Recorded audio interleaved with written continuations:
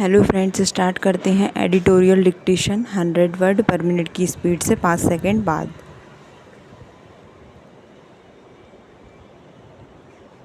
Start.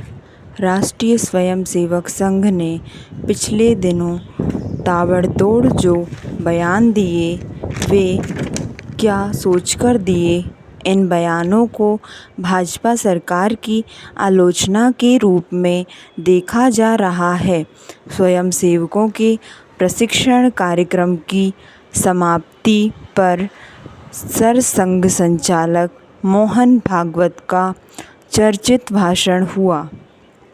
उसके बाद कार्यकारिणी सदस्य और संघ समर्थित मुस्लिम, उसके बाद राष्ट्रीय मंच के प्रमुख संरक्षक इंद्रेश कुमार ने अहंकार का विशेष जिक्र करते हुए कहा कि भगवान राम ने भाजपा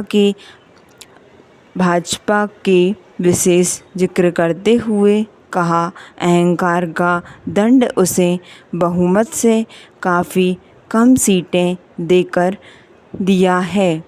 टीवी चैनलों पर और अखबारों में संघ के नज़रिए का खुलासा करते रहने वाले रतन सारदा ने ज़्यादा साफ बयान देते हुए भाजपा की आलोचना की कि उसने संघ के जाने माने आलोचकों को पार्टी में शामिल करके अपनी वैचारिक प्रतिबद्धता को कमज़ोर किया और इसकी कीमत चुकाई।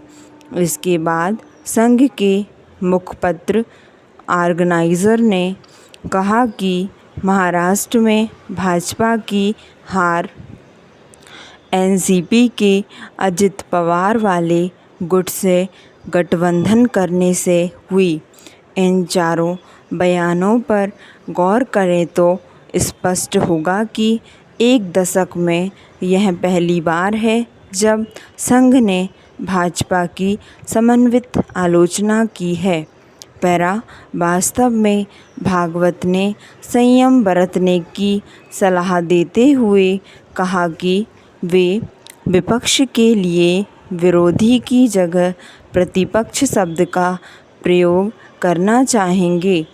यह हमें हमारे अगले सवाल पर लाता है कि संघ आखिर क्या हासिल करना चाहता है। उदारवादी जमात संघ के इस ताज़ा हस्तक्षेप पर सबसे ज़्यादा खुश हो रही है।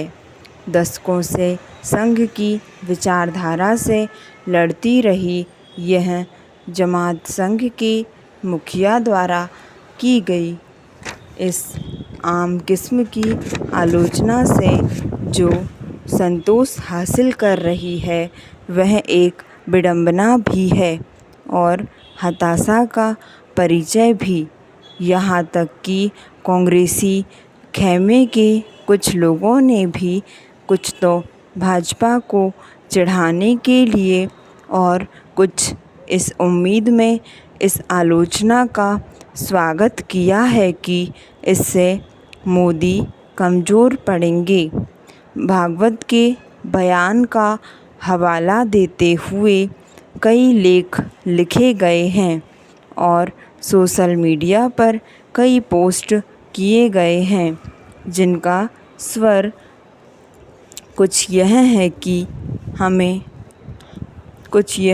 कि हमें मालूम है कि आप हमारी बात नहीं सुनेंगे, लेकिन मोहन भागवत की तो सुनिए।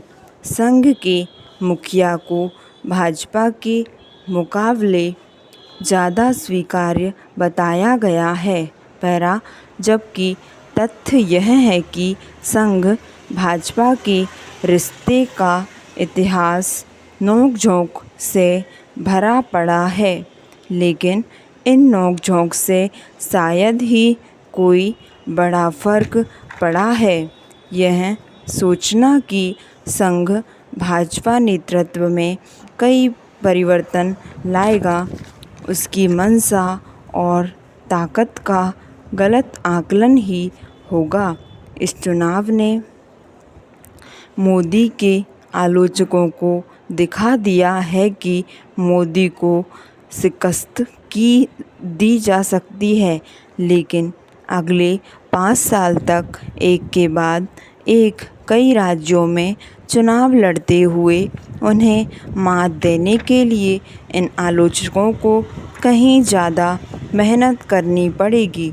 यह किसी तरह के आंतरिक विद्रोह से तो नहीं हो सकता, चाहे उसे संघ का बर्दाश्त प्राप्त हो या नहीं।